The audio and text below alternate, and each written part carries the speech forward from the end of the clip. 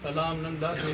ټول مجلس د څنګه چې مولانا صاحب وویل چې الله پاک د دوه مسلمانانو کورونه نن دلته د یو عاجز سړي او د یو عاجز درګې په خوله باندې جوړۍ لګیا دي په دې کې بابرکته مجلس دی او ډېر درانه مشران پکې راغلي دي او عزتمند سیاسي خلک هم پکې دي خو نن دا خبره چې ده نو خالص غیر سیاسي ده دې سیاست سره هېڅ تعلق نشته زه په اول وضاحت د دې خبرې بیا د دې نه بعد د طریقې نه ګډ کړ هغه باندې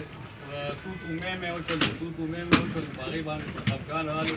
نو پکې لاروی یو زنانه غریبه زنانه دویمې لپاره چې صحت بله خدای پاک ورکړي ژوند ولایت ده ډېر سکي او په بچو یې هی دواړه پکې ولګېدې نو بیا داسې کار وشو چې ما باندې مشران ټول جمع شول چې یاره دا خبره په لاړ شه او ختمه نو دا هغې له لاړه به یې دې پورې نوښار کې پاتې کېږي ما یې ته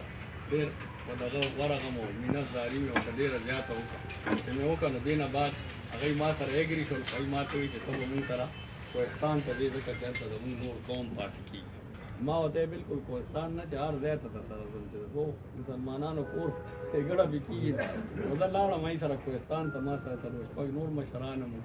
نو چې لاړو هلته هغوی ډېر عزت وکړو خدای دې ورسره خوب کړي خو بهرحال هغه خبره مو د هغوی ختمه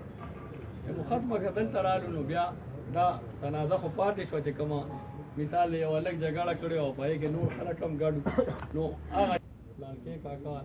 دا د نازل انا مشر بیا یې وایي چې هغه سلطنت حاجي صاحب ټوله خبره خو ما زه به تلم او هر سړی به مې اګري کول او دلته به مې ډېرې نه راوستو دا زمونږ ورور دی مشر دی نو ده ډېر د فراخ دلی مظاهره وکړه بیا یې راته ښه وکړه چې ښه یې وکړل نو بیا د یا مطالبې ډېرې سختې دي یو څوک خو مونږ ورته چې کاکا دوست مشر یې ته یو نه کړي ځکه چې تا هم اتیا اصل کشران دي داسې هغه طرف لاس کې دا یو خبره واله چې هر څوک پکې روانه یې ونه کړي کاکا ما سره ښه وکړل بس زه ورپسې په دویمه څلورمه راتلمه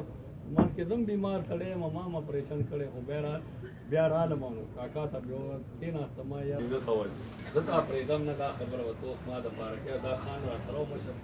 او مونږ رالو چې خبره مو ورته وکړل بس دې بیا هلته نو بیا رالوې بس دا صحیح ده څنګه چې تاسو خوښه یي بیا په هغې کې مونږ دا دغه وکړه چې یا دا اوس به دا جرګه په څه شي کړي نو مونږ په جرګه دې شکل وکړه چې درې کلاشنکوفې په دا فریق ورکړی ځای بطور جرمانه او چې کوم دکان چې دا لانجه شوې ده نو هغه دکان به تر هغه پورې بند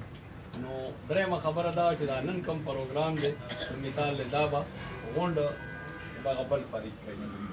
افراد نو هغوی پروګرام هم کړی او ټوپک یې هم راوړي او کاکا ته د دکان هم اجازت دی دا دی ولاړ دی چې څه فیصله کوي تاسو زما غذر کو کاروبار کې روغ اوسئ انشاءالله کاروبار په جانب